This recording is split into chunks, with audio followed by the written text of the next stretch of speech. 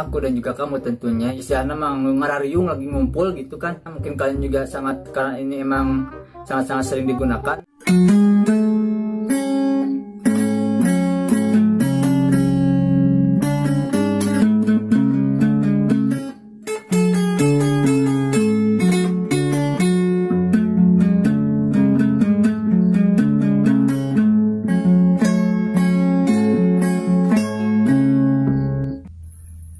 Sampurasun, assalamualaikum, salam sejahtera bagi kita semua, salam kebajikan, shalom, om swastiastu, namo buddhaya. Halo apa kabar saudara-saudaraku di seluruh penjuru Nusantara, Indonesia, dunia, semesta, atau bahkan dimensi yang lainnya. Semoga kita semua senantiasa dalam keadaan yang terbaik dan bersyukur dalam keadaan apapun. Pada kesempatan ini dalam beberapa menit ke depan, aku dan juga kamu tentunya yang sedang menyaksikan video ini, kita akan belajar bahasa Sunda. Meskipun aku sendiri bahasa ibunya adalah bahasa Sunda, tetapi masih banyak melakukan kesalahan yang harus diperbaiki. So, dalam video ini kita akan belajar bersama-sama. Bahasa Sunda sendiri memiliki banyak kategori, bisa dikatakan seperti itu. Di antaranya bahasa Sunda sehari-hari yang biasa digunakan dalam keseharian kita sebagai orang Sunda. Untuk yang lainnya diantaranya ada seperti pupuh, paribasa, pakeman basa, sajak Sunda, dan yang lainnya masih banyak sekali. Dalam bahasa Sunda sehari-hari pun setidaknya dibagi menjadi 3 kategori. Di antaranya yaitu ada bahasa Sunda yang lemes atau halus yang biasa digunakan untuk yang di atas kita atau orang tua. Kemudian ada yang bahasa loma. Loma itu berarti yang bahasa untuk sesama, digunakan sama teman, mau seangkatan atau emang orang dekat. Kemudian ada bahasa Sunda yang kasar. Yang kasar ini sering digunakan ketika kita misalkan emang sama teman, juga bisa sama sesama, karena emang udah biasa saling kenal atau seperti ada kedekatan tertentu begitu. Tapi juga paling biasa keluar tanpa disadari yaitu ketika marah, istilahnya di orang Sunda mah ambek atau ngambek, atau bahkan anu ekstrim nama murka lah, seperti itu. Jadi murka, ambek atau ngambek itu artinya marah. Berikut ini adalah kata, ungkapan atau kalimat-kalimat yang memang sangat sering dijumpai, bahkan mungkin kamu juga pernah mendengar atau melihat. Yang pertama ada kata punten. Punten itu berarti, kalau bahasa Indonesia itu seperti permisi, seperti itu. Biasanya orang Sunda itu kalau misalkan kita di jalan, lewat jalan, kemudian ada orang di sisi jalan, di sisi jalannya, kemudian kita sering bilang di sisi jalan, kemudian kita punten sambil merengkuhkan badan, seperti itu. Kemudian juga kalau misalkan orangnya yang kita lewati itu lebih tua atau lebih tua saja, bisa kalau misalkan lebih tuanya cuma 2 tahun atau 3 tahun atau gak tua-tua banget gitu, misalnya bisa punten Kang, atau misalkan kalau misal perempuan punten teh atau punten ce, jadi bisa teh punten Kang, punten teh gitu, seperti itu. Kalau misalnya yang dilewati itu orangnya banyak, ngumpul, ada anak-anak, ada ibu-ibu misalkan, kemudian ada bapak-bapak, istilahnya mang ngarariung lagi ngumpul gitu kan, kemudian di jalan itu kita lewat.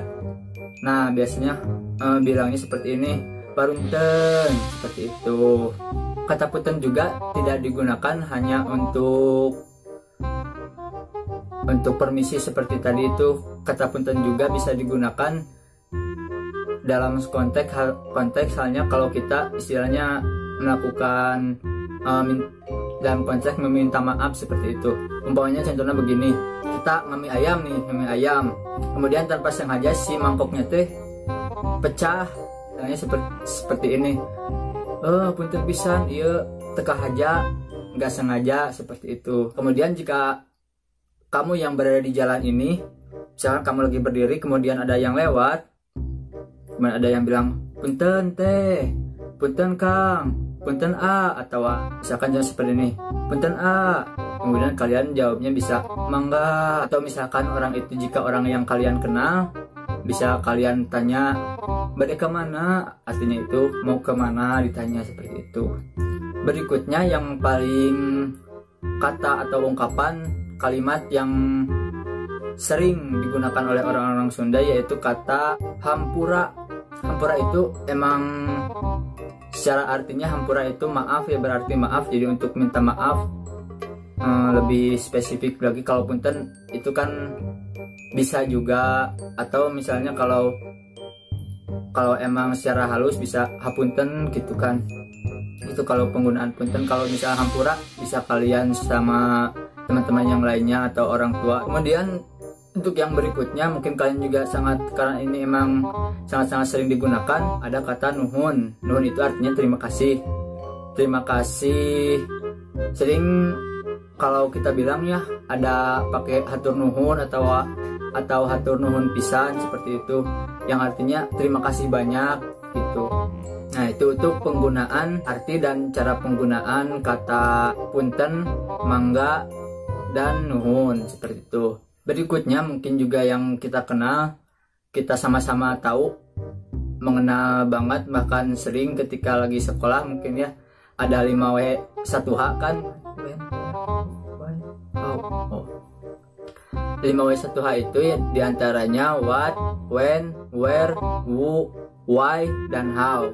Apa, kapan, dimana, siapa, mengapa, dan bagaimana. What, bahasa Indonesia, what itu kalau apa artinya itu kan naon. Kalau dalam bahasa Sunda itu naon. Naon sendiri ini bisa diaplikasikan dalam berbagai konteks, beberapa situasi seperti itu. Contohnya misalnya kernaon. Kernaon itu artinya lagi apa, seperti itu. Kemudian yang kedua ada when itu kapan, menanyakan waktu ya, biasanya seperti itu. Seperti di Sunda juga bahasa Sundanya iraha. Iraha amang ka dieu, misalkan seperti itu artinya kapan main ke sini, begitu. Kemudian yang berikutnya ada where, di mana. Di mananya, di mana itu, di mana. Misalkan kalau contohnya begini, kalian mau ada acara apa gitu, mau kumpul-kumpul sama teman, kemudian teman kalian satu lagi belum datang, si telepon, oh di mana gitu kan. Kalau misalnya emang sama teman gitu seperti itu, ke sasama gitu, di sana loma biasa seperti itu. Kemudian ada who, saha, siapa bahasa Indonesianya. Contoh kalimatnya seperti ini. Kita juga sering kalau sama anak kecil, saha nami teh kan gitu. Artinya itu siapa namanya gitu. Untuk why itu kan kenapa, mengapa. Kalau misalnya di sana juga kunaon, bisa menanyakan penyebab begitu. Misalkan kunaon datangna telat, itu artinya kenapa kamu telat, seperti itu. Kemudian ada how, bagaimana, atau bahasa Sundanya kumaha. Tentunya kalian misalnya emang sering juga kalian mendengar, meskipun ya barangkali masih ada yang belum tahu artinya.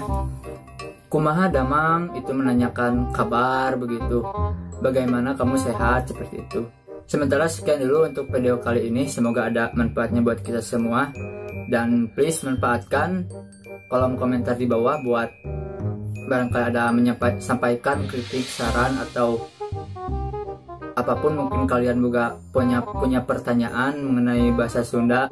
Terima kasih banyak telah menonton video ini sampai selesai. Semoga jadi kebaikan buat kita semuanya. Sampai jumpa di lain kesempatan. Sampurasun.